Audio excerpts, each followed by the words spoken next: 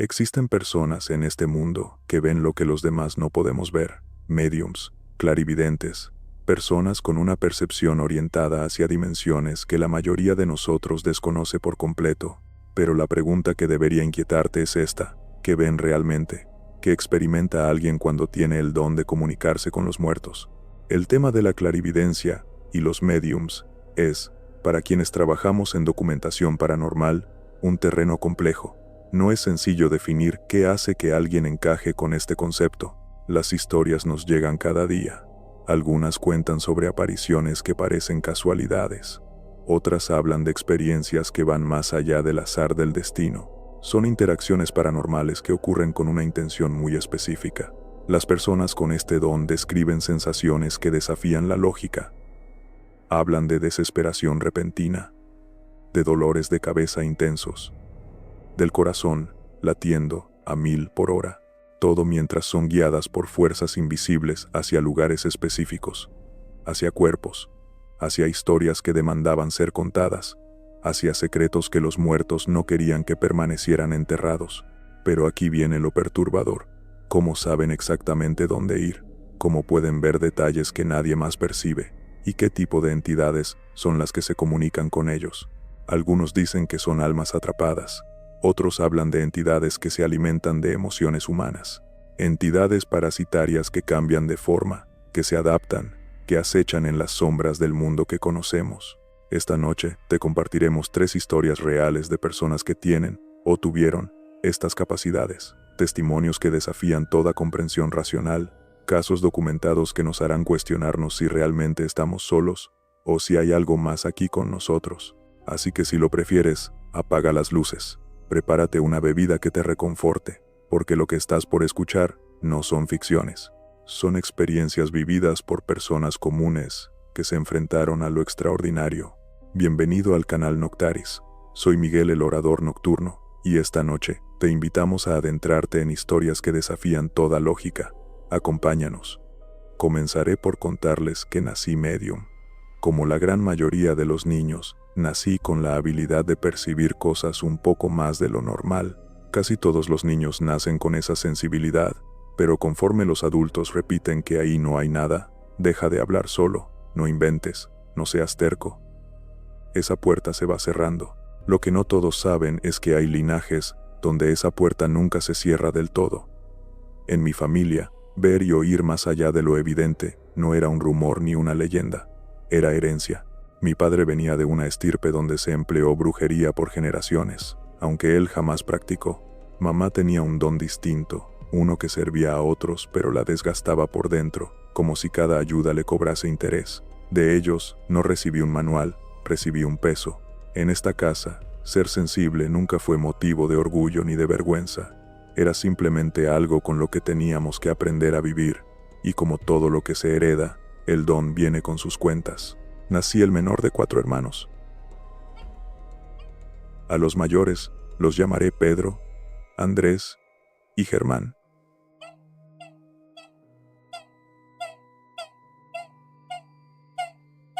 Pedro fue el primero en mostrar señales. Era un niño noble, de esos que comparten los dulces, aunque no les sobren. De día, su rutina era normal. De noche, el mundo le cambiaba la cara.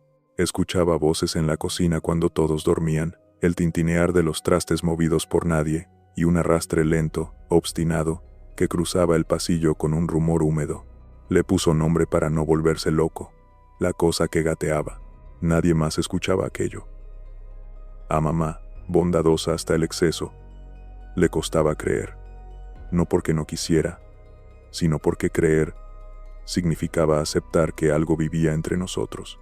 Cuando Pedro decía que de madrugada alguien se metía en su cama a acurrucarse, ella respondía que así tendría la conciencia, pero lo que lo tocaba no era su conciencia, era algo sin rostro, sin ojos, sin boca, que encontraba calor donde solo debía haber cobijas. Hubo noches enteras en vela. Pedro obligaba a Germán a quedarse despierto para ser testigo. Se quedaban mirando el suelo, esperando el arrastre sobre las baldosas. Cuando el sonido entraba al cuarto, Pedro susurraba: «¿Lo oyes?», y Germán, vencido por el sueño, respondía con un murmullo sin sentido: El arrastre seguía, ajeno. Otra noche, Pedro sintió una cabeza recostarse en el hueco de su brazo. Le acarició el cabello con la ternura automática que uno guarda para un hermano menor. Al amanecer, Germán apareció en la cama de mis padres. No se había movido en toda la noche. Entonces, ¿a quién acarició Pedro? Esa pregunta no encontró respuesta. Pero las preguntas no resueltas no se van, se acumulan. Cuando uno es niño, y nadie le cree, a veces la única salida es atacar. Pedro decidió enfrentar a la cosa que gateaba. La esperó con la respiración contenida, y cuando el arrastre cruzó la línea invisible entre el pasillo y su cama, se lanzó al piso, con la valentía precaria de quien ya no soporta la burla de lo invisible. Cayó en seco, no había nada. El piso le devolvió el golpe, y algo más, como si al traspasar ese umbral lo hubiera rozado un frío antiguo. Desde esa noche, enfermó. La carne robusta se volvió pálida, la energía desapareció, se le empezó a marcar la clavícula, la mirada se le hundió un poco. Comía menos, y decía sentir un frío metido en los huesos, que no se iba ni con cobijas, ni con tés. Lo llevaron con una mujer de confianza, alguien que conocía los hilos que no se ven. Apenas lo miró, regañó a mamá por la tardanza. Dijo que a Pedro lo habían marcado, que eso que gateaba no era una simple sombra sino una entidad que come miedo, rabia y agotamiento, y que los niños sensibles son su alimento favorito. Le hizo una limpia, encendió cosas que huelen a tierra, murmuró palabras que no eran de iglesia pero hablaban de luz, y el color le volvió a las mejillas. En casa, desde entonces, nadie volvió a reírse de lo que Pedro decía. Con los años, entendimos una regla que nadie querría aprender así. No se enfrenta a lo desconocido con las manos vacías, no se reta a algo que vive en los bordes del mundo como si fuera un perro callejero. El don no es una linterna, es un llamado. Y cuando contestas, alguien cuelga y otro escucha.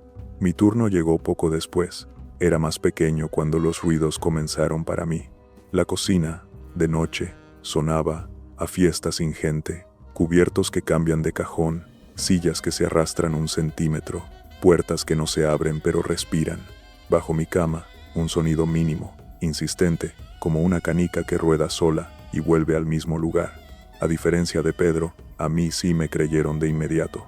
Tener memoria del miedo ajeno hace humilde a cualquiera. Me dieron la linterna de papá y un consejo. Si prendes la luz y no ves nada, no insistas. A la luz, uno le pide verdades que no siempre está lista para dar. No fui valiente, fui curioso y cobarde a la vez, como tantos. Me dormía con la linterna en la mano, apuntando a los sitios donde el aire parecía más pesado. El sonido se escondía cuando el haz lo tocaba, y regresaba apenas bajaba el brazo. Era un juego abusivo. Nunca vi la canica, pero aprendí el mapa de su recorrido. A esa edad uno no lo entiende, pero hay entidades que juegan como niños crueles. Se alimentan de tu atención, no de tu sangre. Cuando cumplí 5, la casa decidió presentarse sin intermediarios. La lluvia caía con ese ritmo cansado que alarga la noche. Quise ir al baño, y no pude moverme. La parálisis te encierra en el cuerpo como si el cuerpo fuera un saco húmedo. La ventana se iluminó con un relámpago lento, un flash que no se apaga de golpe sino que deja una sombra húmeda pegada a las paredes. Lo vi entonces, cruzando el suelo de mi cuarto, con un arrastre de piel sobre superficie. No tenía rasgos, pero sí una forma. Donde deberían estar los ojos había una hinchazón opaca, como bolsas de carne. No tenía boca visible, pero respiraba. Olía. Lo supe porque olfateaba el piso como un animal que reconoce territorio o casa. Más que un monstruo completo, era la suma de un cuerpo incompleto, un intento de cara empujando desde dentro. Eso era la cosa que gateaba para mí, y la llamé de otra forma, el hombre piel. Lo observé pasar entre las camas y dirigirse al cuarto de mis padres. Quise gritar, y no pude. Quise cerrar los ojos, y no me obedecieron. Cuando la luz del relámpago murió, también la visión. No me volvió a mirar de frente. Durante años, sin embargo, supe cuando estaba cerca. El aire de la cocina cambiaba de peso, la canica volvía a rodar sin moverse, y el pasillo aprendía a hacer eco de pasos que no son pasos. Era menos cruel conmigo que con Pedro. Conmigo no buscaba rabia, buscaba miedo. En adolescencia, hubo un respiro. A los 14, las cosas se callaron de golpe, como si alguien hubiese decidido que mi cuota ya estaba pagada. Pero el don no se extingue, se muda de pieza. Empecé a percibir, más que ver, presencias que no se parecían a la cosa que gateaba. No olían a humedad, olían a rosas, un perfume limpio, imposible, que atravesaba escaleras en pensiones vacías cuando mis compañeros se iban y yo me quedaba. A veces el mismo aroma se torcía, y era podrido, como fruta que ocultaron en un cajón, y ya nadie recuerda. Entendí que no todo lo que llega es igual. Hay presencias que asustan y presencias que acompañan, y ambas pueden confundirse si estás roto. Una sombra me encontró en ese tiempo. Al principio fue un bulto en la esquina del cuarto que no obedecía a la luz. La luz de los autos entraba rara, como si la calle se doblara antes de tocar la ventana, y aquella zona quedaba negra. No tenía forma de persona, no era un espectro de película, era un peso. Cuando me acostumbré a verla en el mismo sitio tantas noches, hice lo peor y lo mejor que se puede hacer con un misterio. Lo vinculé a mí, no con palabras, con emoción. Era un deseo sin nombre. No me cuide, pero no me dañes. Quédate. Desde entonces, empezó a seguirme. No todos la veían. Mi hermano mayor, el otro sensible, la vio alguna vez parado en la habitación, aunque la luz estuviera encendida. Y eso le bastó para no dormir ahí. Mi madre no la vio. La sintió detenerse en el marco de su puerta. Le pedí que cerrara, y me escuchó. La sombra obedeció una regla que no le impuse. La puerta cerrada era frontera. Aquel amparo duró lo que tardó otra mujer en entrar con talismanes a limpiar el aire. Colocó uno en mi cuarto, fuerte, ajeno, como una mano que expulsa a quien no sabe si vino a cuidar o a consumir. La sombra se fue y no volvió. Lo que era, no lo supe. Algunos aseguran que era un alma en pena, otros que un fragmento mío buscando lugar. El mundo invisible no entrega actas de identidad, solo deja efectos. Hasta aquí, podría parecer que cuento un catálogo, pero lo que hace de esto herencia no son los avistamientos aislados, son los patrones. En mi familia, lo que me ocurría no era noticia, era variación. Hay cosas que se repiten como líneas de una misma canción. La entidad que gatea y come miedo de niños, la marca después del contacto, las voces desde la cocina donde nadie cocina a medianoche, la canica sonando sin rodar. El olor que no proviene de flores ni de muerte real, pero anuncia presencias. Y, sobre todo, el precio de mirar. Las experiencias documentadas no vinieron solo de nosotros. Con el tiempo, otras personas nos buscaron porque las cosas que nos pasaban corrían de boca en boca. Una vecina llegó porque su hijo menor también escuchaba el arrastre y se escondía bajo la mesa. Acompañamos a esa familia una noche. No fuimos a espantar, fuimos a estar. La casa tenía otro silencio, uno más denso, con rincones que parecían sostener el aire de formas raras. A cierta hora, el niño se quedó mirando el suelo de la cocina. El plato en la encimera vibró apenas, un gesto mínimo, y el mismo rumor de canica que conocíamos sonó donde no había cama. El chico señaló sin hablar. Nadie lo vio, pero sentimos el peso, esa sensación de que lo que entra no camina, se arrastra. No intervenimos con nombres ni rezos, solo anunciamos en voz baja que aquello no comería del miedo de ese niño. Esa noche, no pasó nada más. Días después, la madre nos dijo que descansaron. Semanas después, volvió todo. Lo digo con honestidad, porque la herencia también enseña límites. A veces, el mejor registro es admitir que no hay triunfo, solo tregua. Otra familia nos llamó porque encontraban a menudo objetos de la abuela fallecida en sitios distintos a los del día anterior. No era poltergeist clásico, no había agresión, era un reordenamiento tierno y torpe, como si alguien se esforzara porque no olvidaran. La documentación consistió en fotos antes y después, notas pegadas con las ubicaciones, horas exactas. Durante 3 semanas, cada madrugada, un rosario cambiaba de lugar y una foto aparecía ligeramente inclinada hacia el haz de luz que entraba por la ventana. Nadie durmió allí esas noches. Al volver, el patrón se mantuvo. No había viento que explicara la inclinación, no había manos. ¿Era la abuela? ¿Era un deseo colectivo proyectado sobre el cuarto vacío? No lo sé.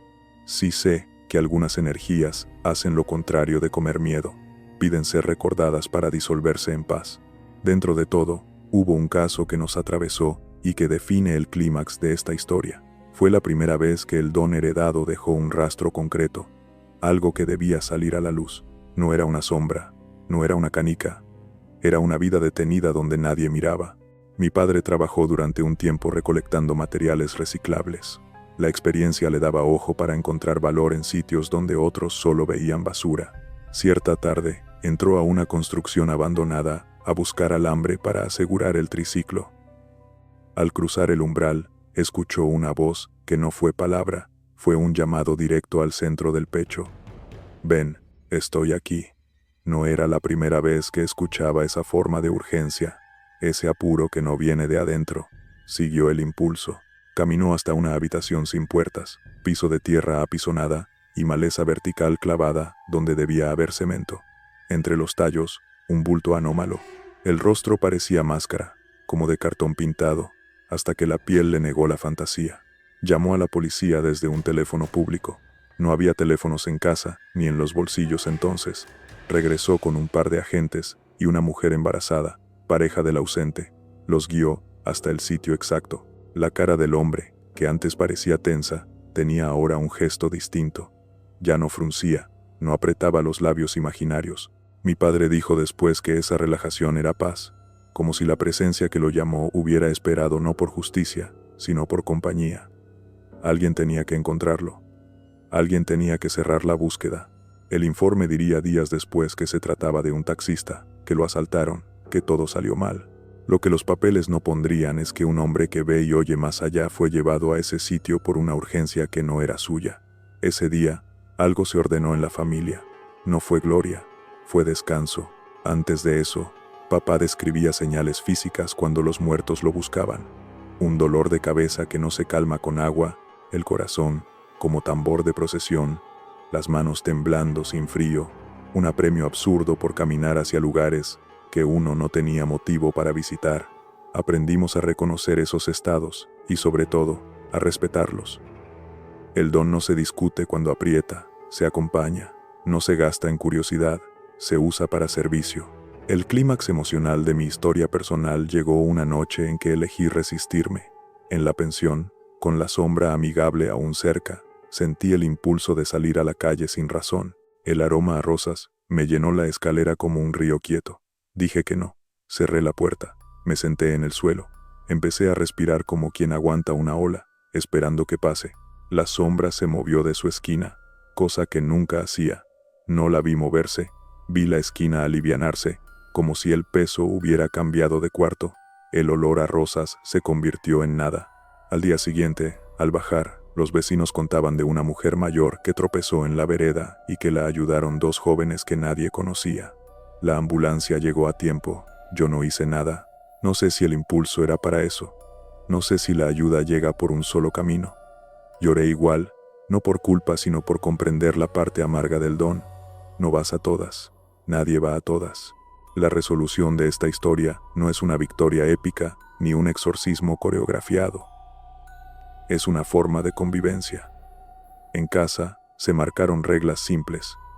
Si hay algo, se nombra sin adornos. Si se siente un llamado, no se va solo, y no se va de noche, cuando se puede ir de día. Si un niño escucha, se le cree y se le contiene. No se le empuja a ver más, no se le exige menos. Si una presencia pide recuerdo, se enciende una vela y se pronuncia el nombre. Si una entidad merodea, buscando emociones, para alimentarse, no se alimenta. No se le da miedo a cucharadas. No se le entrega rabia en brotes. No se le sirve tristeza en bandeja. Se respira. Se habita la casa. Se ordenan los objetos. Se limpia el piso donde antes hubo tierra. Se aprende a cerrar puertas. Con los años, Pedro dejó de enfermarse con cada arrastre. Germán y Andrés crecieron con historias que ya no los perseguían en sueños. Papá entendió que su sensibilidad no era castigo ni penitencia. Era oficio no elegido, y lo ejerció con discreción. Mamá siguió ayudando como pudo, pero aprendió a cuidarse, después de cada ayuda, a volver a su propio cuerpo con gestos cotidianos. Tomar agua, comer a tiempo, caminar con el sol. Yo encontré una voz, no de mando, de relato. Decidí que la manera menos destructiva de cargar este legado era contarlo tal y como se vive, sin adornos innecesarios y sin promesas de control absoluto. ¿Qué ven quienes pueden ver a los muertos? Ven necesidades, restos de conversaciones, urgencias sin dueño, errores que buscan reparación, y a veces, solo la inercia de una casa que se acostumbró a sonar de noche. Ven también la propia sombra, los límites, la tentación de creer que uno está hecho para salvar a todos, y aprenden, tarde o temprano, que salvar no siempre es traer de vuelta ni alejar del todo. A veces salvar es encontrar y nombrar. A veces salvar es decir hasta aquí. La herencia no es un sello que brilla, es una cicatriz que enseña. Si preguntan qué se siente, diré que es como caminar por una ciudad donde algunas calles tienen luz y otras no. Y aún así, usted sabe exactamente por qué esquinas no conviene hablar en voz alta. Si preguntan cómo se sobrevive, diré que se aprende a no alimentar a lo que se alimenta de uno. Y si preguntan por qué contarlo, la respuesta es sencilla. Porque cuando una historia se comparte, deja de ser solo de quien la carga y se convierte en herramienta para el que escucha. Esta es la historia de un don heredado que se parecía más a una tarea que a un regalo. Y aunque cambió de nombre con cada generación, su lección fue la misma. No todo lo que respira está vivo, no todo lo que calla está ausente, y no todo lo que se arrastra quiere ser visto. Pero cuando te encuentra, ya no hay vuelta atrás. Lo único que puedes elegir es cómo caminas después. Mamá no aprendió la cartomancia por curiosidad de mercado ni por necesidad económica. La aprendió por respeto. Decía que las cartas no te dicen lo que quieres oír, te muestran lo que estabas evitando mirar. Su mazo era la baraja española, gastada en los bordes y limpia en el corazón. Antes de cada lectura, acomodaba la mesa con una tela sobria, sin símbolos, porque insistía en que las señales no necesitan ornamentos. El ritual era sencillo, casi doméstico. Una vela pequeña, un vaso de agua, la baraja en sus manos, y silencio. Mamá sabía que el ruido hace trampa. La primera vez que presencié una lectura con consecuencias visibles fue una tarde en que una vecina vino desesperada por unos documentos. No buscaba misterio, buscaba plazos. Mamá barajó sin prisa, cortó en 3 y tomó cartas que parecían no mirarnos. La vecina preguntó por papeles y fechas, pero la lectura tomó otro camino. Mamá habló de una enfermedad inesperada que se asomaría por la familia de su cuñado. Dijo que llegaría sin aviso, como agua que se filtra por una pared aparentemente intacta, y que la relación de esa pareja, además, no duraría. Lo dijo con ese tono suyo entre firme y triste, como quien porta un mensaje que no pidió llevar. A nadie le gustan las predicciones que no fueron encargadas. Por eso la vecina siguió preguntando por sus trámites y solo anotó lo otro en el borde de un papel, casi por cortesía. Pasaron los meses. La noticia golpeó a destiempo, como siempre golpean esas noticias. La pareja del cuñado enfermó de algo específico, con nombre completo y pronóstico corto. La relación se quebró después. La enfermedad se llevó mucho, y donde no hubo cuerpo, hubo distancia. Mamá no celebró su acierto, nunca lo hacía. Decía que cuando las cartas muestran dolores, no son trofeos, son avisos de mareas que no vas a poder detener, apenas preparar. Con el tiempo, otra lectura dejó una marca más profunda en casa porque no habló de otros, habló de nosotros. Mamá estaba barajando para mí, por un tema de papeles propios y una decisión de estudio. En mitad de la tirada, cambió el aire. No se detuvo, pero se endureció la mirada, como si escuchara nombres a espaldas de las cartas. No había preguntas sobre mi pareja, ni sobre mi familia extendida. Aún así, dijo que cerca de uno de mis hermanos había un hilo que se rompería y que ese rompimiento no sería un simple enojo. Dijo también que una mujer joven en el entorno de la familia enfrentaría una enfermedad silenciosa que se haría ruido. Aquello parecía tan fuera de lugar que lo anoté para olvidarlo. El olvido no obedeció. Una de las cosas más inquietantes de ver a alguien que sabe leer cartas es que, a veces, no logras distinguir si es la baraja la que habla o si hay algo más susurrando por dentro. Una tarde, cuando por fin me atreví a preguntarle cómo es que podía tener tanta precisión en detalles que no se le habían consultado, me contestó sin poesía. Dijo que no era ella, que sentía como si alguien le dictara con voz sin boca, detrás de la nuca, sin gritar ni empujar, pero con la claridad de un vidrio limpio. Esa descripción me dio miedo, porque la baraja, al menos, tiene estructura, símbolos, tradición. Una voz sin boca no tiene frontera. Le pregunté si sabía quién era. Dijo que no, que nunca se presentó. Dijo que no estaba segura de si era bueno o malo, pero que aprendió a poner reglas, a no preguntar lo que nadie pidió, a no abrir puertas que no sabría cerrar, y a la vez, reconoció que a veces no era ella quien elegía el tema. Las cartas toman caminos. Las voces también. La lectura más precisa que le vi hacer fue con fechas. Vino una mujer por una consulta para saber si un negocio funcionaría. Mamá dijo que sí, pero no ahora. Le marcó una ventana de 3 meses y un día del mes exacto en que convenía firmar. No dio razones, solo dio número. La mujer lo siguió por superstición o por prudencia, no lo sé. El negocio abrió en la fecha indicada y prosperó. Cuando vino a agradecer, mamá dijo que las cartas no hacen negocios, solo señalan corrientes. Si te metes en la corriente cuando sube, avanzas. Si te metes cuando baja, pataleas. No había triunfo, había ritmo. Pero no todo brillo en la cartomancia de mamá venía sin costo personal. Había noches en que después de leer para otros se encerraba a oscuras y tardaba en salir. No estaba triste, estaba drenada. Aprendimos a sumar cuidados, agua con sal, dormir 3 horas sin hablar, salir al patio a buscar sol aunque no calentara. Ella decía que leer no era inocuo, que incluso cuando solo traduces símbolos, tocas historias que no son tuyas, y esas historias siempre dejan polvo en las manos. El misterio de la fuente de información no se resolvió jamás. Un día dijo que tal vez eran memorias que no son de nadie, otra vez dijo que eran almas que aún tenían asuntos, otra dijo que era su propio inconsciente sacando cuentas.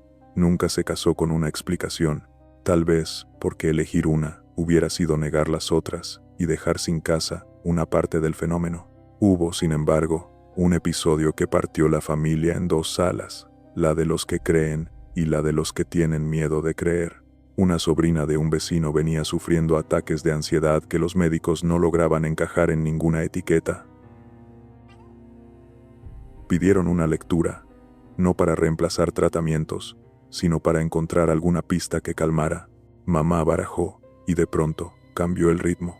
Fue la única vez que la vi retirar una carta del tapete y guardarla en el mazo sin mostrarla.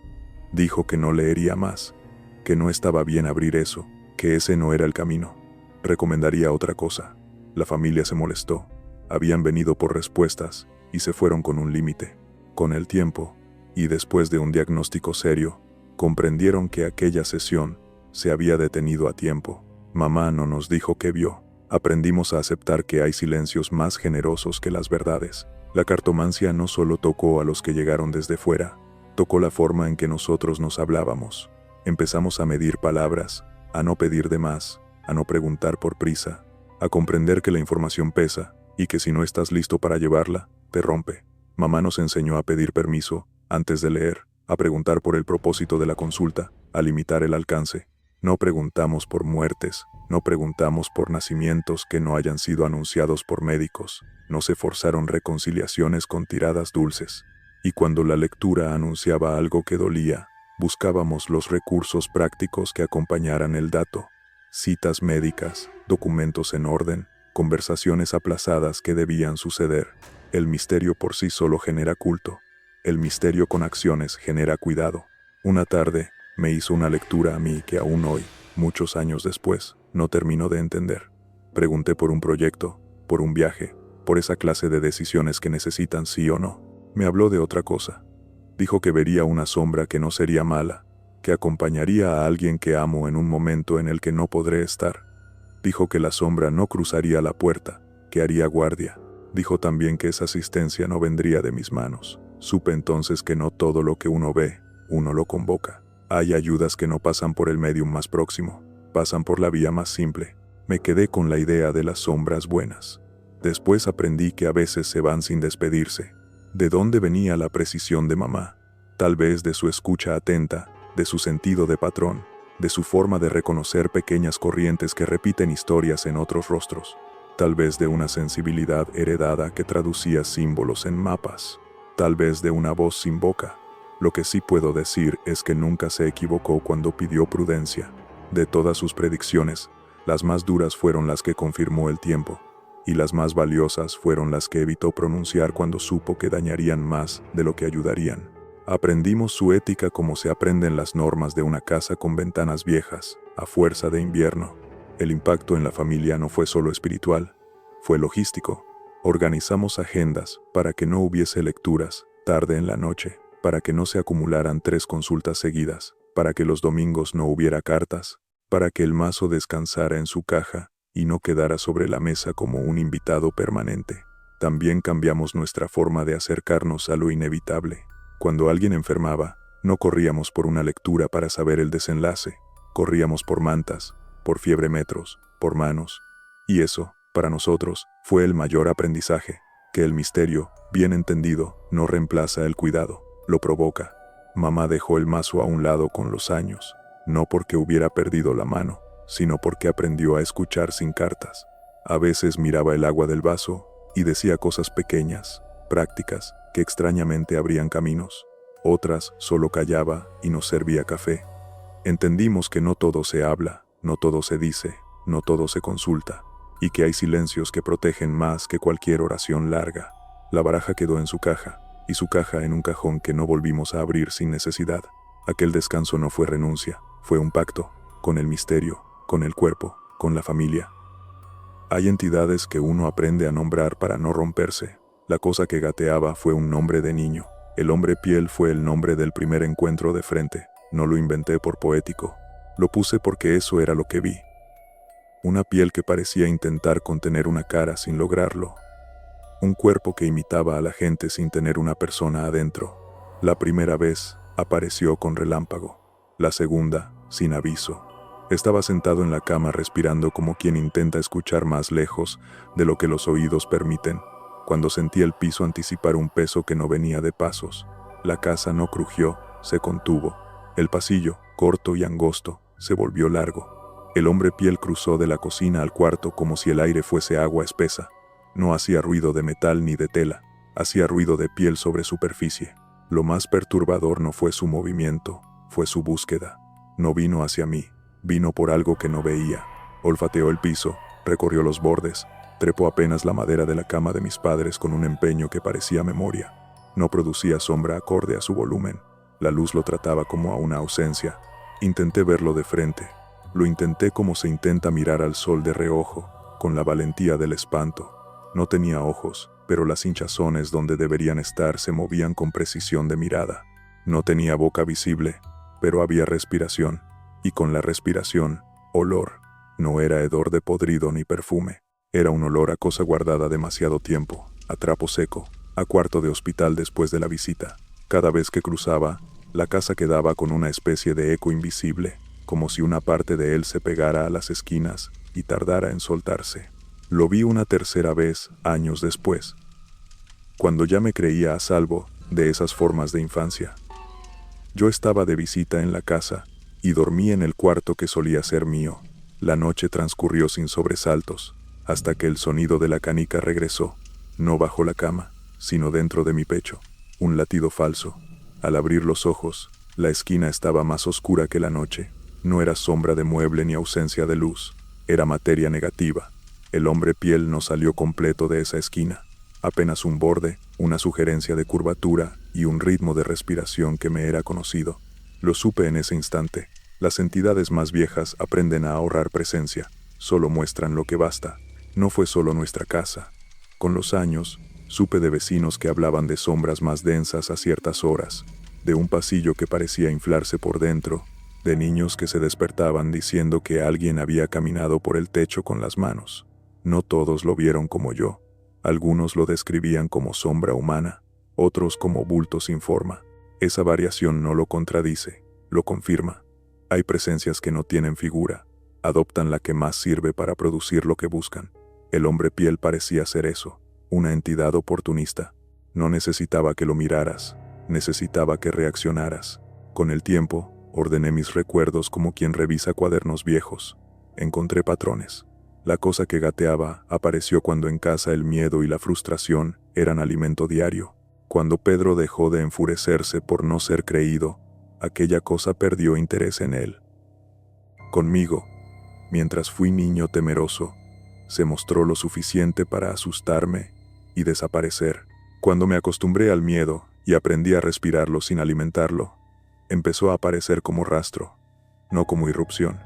Concluí, entonces, que el hombre piel no era un mensajero ni un muerto sin nombre, era un parásito emocional. uno que olía a miedo. Se excitaba con la ira. Aprovechaba el cansancio. Cambiaba de tamaño, de forma, de densidad, según el plato. Donde había niños sensibles hallaba la mesa servida. El encuentro visual definitivo no fue el más espectacular, fue el más claro. Me ocurrió de adulto, en otra casa, otro barrio, otro contexto. Llovía sin fuerza, como si cada gota pensara si caer o no. Estaba sentado de espaldas a la puerta cuando sentí, más que escuché, el arrastre en el pasillo. Esta vez no se escondió con la luz. Crucé la mirada con el marco de la puerta y lo vi detenerse a medio paso, como si me tomara en cuenta por primera vez. No era humano, pero tenía intención. El borde de su rostro sin rasgos se inclinó apenas, como quien huele una fruta para saber si está madura. Me vi a mí mismo no como presa, sino como plato que ya no sirve. No sentí valentía, sentí indiferencia, no por coraje, por cansancio. Dije en voz baja que no había nada para él. No era un rezo, era un aviso. El aire cambió de peso, la sombra se deshizo como humo que no huele, y la casa recobró su tamaño normal. No volvió a presentarse así, o yo dejé de ser su menú. A partir de entonces, estudié su huella en otras vidas. Gente que se me acercaba contaba versiones parecidas con otros nombres. Bajo la cama, en la esquina, en el techo, detrás de la ducha, en el tramo de escalera que nunca se calienta. Todos tenían algo en común. Temporadas de miedo sostenido, o rabia crónica, o tristeza sin orilla. Casas con peleas viejas, con culpas repartidas, con secretos que nadie dijo pero todos masticaron. El hombre piel, o lo que esa figura representa, se posa en lugares donde el clima emocional se estanca. No llega por curiosidad, llega por oportunidad, y cuanto más antigua la casa, o más larga la historia de emociones recalentadas, más densa su forma. Analizar entidades parasitarias con palabras humanas siempre será incompleto. No todas comen lo mismo. Algunas, como la que conocimos, parecen preferir la energía de la infancia, por disponibilidad y por intensidad. Otras buscan la soberbia del adulto, su necesidad de control, su orgullo herido. Lo que comparten es una lógica simple. Si las alimentas, crecen. Si las dejas sin alimento, se apagan o mudan. El alimento no es carne ni sangre, es hábito. Darles miedo cada noche, a la misma hora. Explotar en rabia en el mismo punto de la escalera. Recordar siempre de la misma forma el mismo dolor. En esa repetición, ellas encuentran estructura. ¿Qué se hace, entonces, con algo que se arrastra sin ser animal, que mira sin ojos y que huele sin nariz? Primero, no negociar. No se les habla como a un niño, no se les reta como a un ladrón. Se reconoce su forma, se nombra sin adjetivo. Se afirma que en esa casa no se alimenta eso. Se cambian hábitos. Se abre la ventana que siempre queda cerrada. Se reordena el mueble que hace esquina oscura. Se deja de discutir en el mismo sitio. Se limpia, sí, pero más que con humo, con rutina. Se duerme a la misma hora. Se come sin pantallas. Se deja de invocar su nombre cada 2 frases. Se vuelve a vivir. El hombre piel, visto de frente, fue terror. Recordado. Es aprendizaje. Allí donde se arregla el clima, los parásitos pierden. No por exorcismo dramático, por falta de menú. Hay quien necesita símbolos, y están bien si ayudan. En casa, servían las velas encendidas con intención clara, las palabras dichas en voz baja, las fotos ordenadas. Otros hallarán su gesto en abrir cortinas por la mañana y tender la cama siempre. Todo suma cuando lo que se busca es quitarle sistema a una entidad que vive de la repetición. Si aún aquí se preguntan si era un muerto, un demonio, una proyección o un eco de la casa, diré la verdad más útil que tengo. No lo sé. Sí sé que el mundo se habita mejor cuando entendemos que hay cosas que nos usan si nos descuidamos, y que el antídoto no es negar ni rendirse, es hacerse cargo de lo que uno produce hacia adentro. El hombre piel no traga amor entero, el amor lo deshace. No romántico, amor cotidiano, cuidar, ordenar, nombrar, sostener, pedir perdón, perdonar de verdad. No lo digo por moral, lo digo porque lo vi encogerse ante alguien que no le ofreció miedo, ni rabia, ni tristeza complacida. Lo vi deshacerse cuando una familia cambió la música con la que vivía. A veces, las entidades parasitarias se irán y no volverán. Otras se mudarán a nuevas grietas si no cierras bien las tuyas. Por eso esto termina aquí con una advertencia práctica disfrazada de consejo. Si en tu casa hay ruidos que no corresponden, sombras que no se comportan como sombras, olores sin causa, primero, descarta lo real, tuberías, cableado, plagas, humedad. Después, revisa lo cotidiano, hábitos, peleas, silencios que pesan. Luego limpia, no una vez, siempre. Y si aún así algo mira desde la esquina, no grites su nombre, respira, ocúpate de lo que sí puedes. Lo otro, sin alimento, se apaga. Hay verdades que no se prueban con instrumentos, sino con cicatrices. Esta noche escuchaste relatos donde la herencia no fue un apellido, fue una carga compartida. Viste cómo una lectura precisa puede anticipar la marea, cómo una voz sin boca puede dictar sin gritar, y cómo una entidad sin rostro aprende a comer del clima de una casa. Si has llegado hasta aquí, probablemente no buscas respuestas absolutas, buscas algo más incómodo y más útil, pistas para entender lo que te mira cuando apagas la luz. Entonces, pregúntate con honestidad, ¿qué has sentido que no te atreviste a nombrar por miedo a que se hiciera más real? ¿Dónde, en tu casa, se repite el mismo ruido a la misma hora? ¿Y qué emoción lo acompaña? ¿Quién en tu familia heredó silencios que nadie habló? ¿Y cuánto pesa eso en tus noches? Si alguna vez te ocurrió algo que desafía la lógica, ¿lo escondiste para protegerte o para no alterar a los demás? ¿Qué ocurriría si lo dijeras sin adornos, sin dramatismo, tal como lo recuerdas? Tal vez el relato no expulse a la sombra, pero te devuelva el aire. Otra pregunta, aún más simple y más difícil: ¿qué alimentas sin darte cuenta? El miedo que visitas cada madrugada, la rabia que enciendes en el mismo rincón, la tristeza que acaricias como si fuera un hábito. Si una entidad parasitaria necesita repetición para volverse sistema, ¿qué rituales tuyos la sostienen?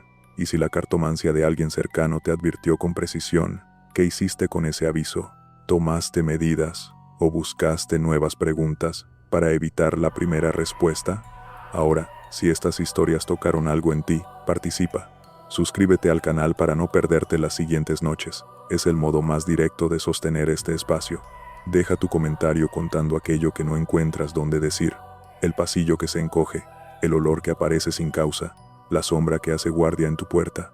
Lee a otros con respeto. Aquí no venimos a exhibir rarezas, venimos a reconocer patrones. Comparte este episodio con quien sabes que necesita escucharlo y quizá no se atreva a pedirlo. Así, la conversación deja de ser susurro y se vuelve linterna compartida. Si prefieres apoyar de forma activa, guarda el video y vuelve a escucharlo cuando la casa esté en silencio. A veces, la segunda escucha revela el hilo que la primera dejó escondido.